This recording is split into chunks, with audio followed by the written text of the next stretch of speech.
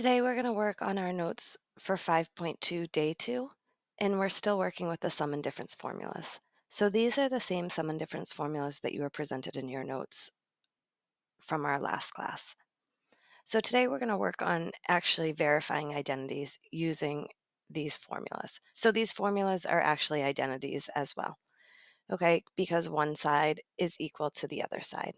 So for example 1, we want to verify the identity cosine of alpha minus beta over the sine of alpha sine of beta is equal to the cotangent of alpha times the cotangent of beta plus 1. Okay, so looking at this, I would say that the left-hand side is more complicated because we have two different functions and one of our functions has a difference. Okay, so I'm going to start by just writing over my left-hand side.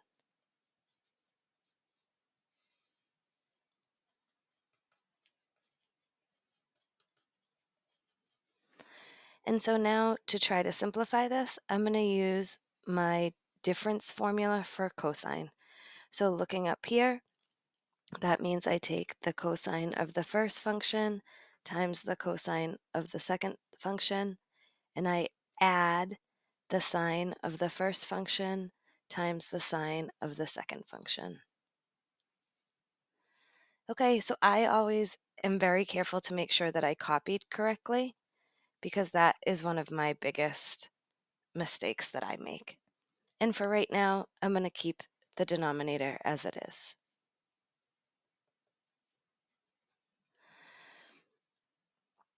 Now looking at this, I see that I have a sine alpha sine beta over a sine alpha sine beta. And I see that I need to get a 1. Okay, so I am going to split this fraction.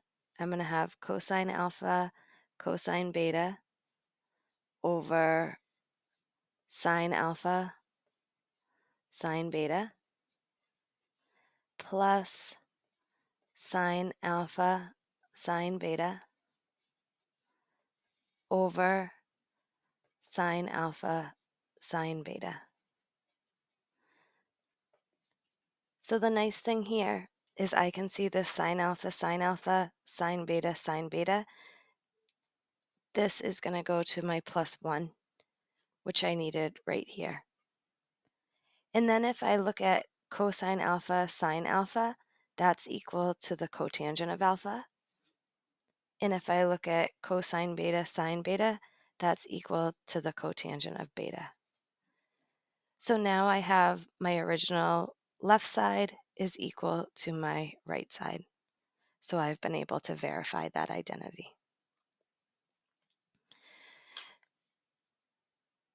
Okay, a couple tricks for when you're doing identities. If you have something like cosecant of alpha plus beta, if we look up at our formulas, right, I don't have a formula for the cosecant of a sum. But what I can do is I can use my reciprocal function. I know that the cosecant is equal to 1 over the sine of alpha plus beta.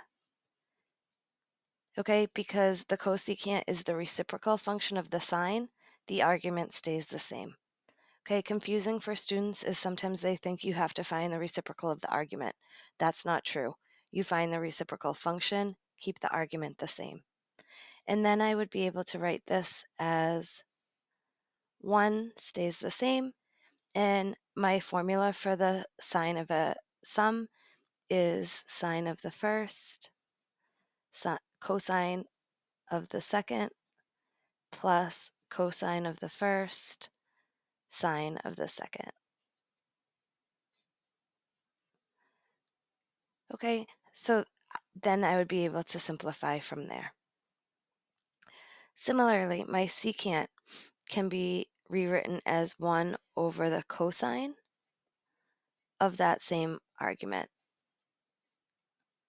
Okay, again, I'm taking the reciprocal of the function, not the reciprocal of the argument. And my cotangent can be written as the cosine over the sine. Okay, being very careful to keep the argument the same in those functions. But we already know that the cotangent is defined as the cosine over the sine. Okay, and you can use the same logic to find the cosecant of a difference, the secant of a sum, and the cotangent of a difference.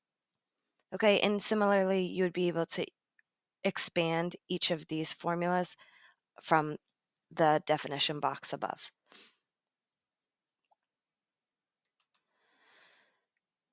So for example 2, we have the tangent of a sum is equal to the negative cotangent of the angle. So the tangent of theta plus pi over 2 is equal to negative cotangent of theta.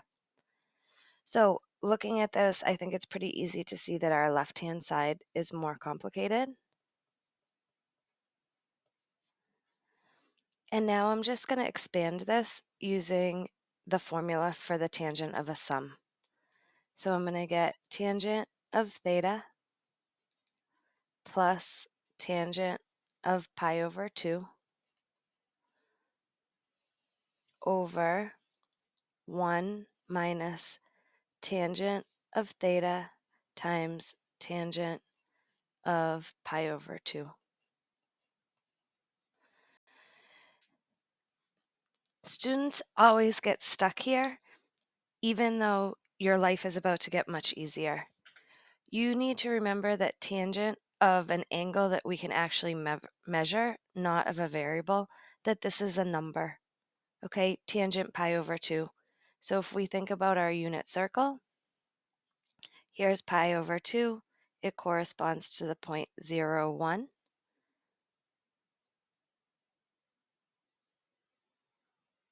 So the tangent there is 1 over 0. Okay, so 1 over 0 is undefined. So I'm wrong. Our life did not get easier. Okay, so this didn't work. So we need to think about a different plan. Okay, because as soon as we have something plus something that's undefined, right, we're not going to be able to evaluate that. So I'm just going to lightly cross out my work and remind us that we can't use tan pi over 2 is undefined. Okay, so let's see what else we can do. We have tangent of theta plus pi over 2. I know that the tangent is equal to the sine of theta plus pi over 2 over the cosine of theta plus pi over 2. So now I'm going to expand these expressions. So I'm looking at my first one here. I'm going to get sine of theta cosine pi over 2 plus cosine theta sine of pi over 2. And that's going to be over my cosine theta plus pi over 2 is going to be cosine theta cosine pi over 2 minus sine theta sine pi over 2. So again, I always stop and check when I have the sum of sine. I should have sine of the first, cosine of the second, plus cosine of the first, sine of the second.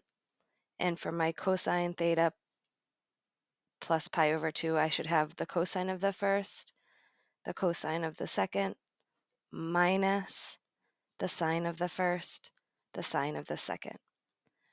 So now up here, I'm going to try to evaluate these cosines and sines. So I have that my cosine is of pi over 2 is 0, and my sine of pi over 2 is 1. So substituting in, I have sine of theta times my cosine of pi over 2 is 0, plus my cosine of theta and my sine of pi over 2 is 1. Over cosine of theta, again my cosine of pi over 2 is 0, minus sine of theta, and my sine of pi over 2 is 1. So simplifying here, sine theta times 0 is 0, plus cosine theta times 1 is cosine theta. And cosine theta times 0 is 0, minus sine theta. Okay, now I recognize that cosine over sine is equal to my cotangent of theta, and a positive divided by a negative is a negative. So I have my identity completed. Okay, again, I started and got stuck. That doesn't mean I'm doing a bad job. That just means I tried to look for the path of least resistance, right? I tried to use a formula that I had. It didn't work, so I moved on to a different strategy. Okay, happens a lot with identities. If you don't find the right answer or all of the steps the first time through, you try again with a different method. Okay, as always, please come for extra help if you need it.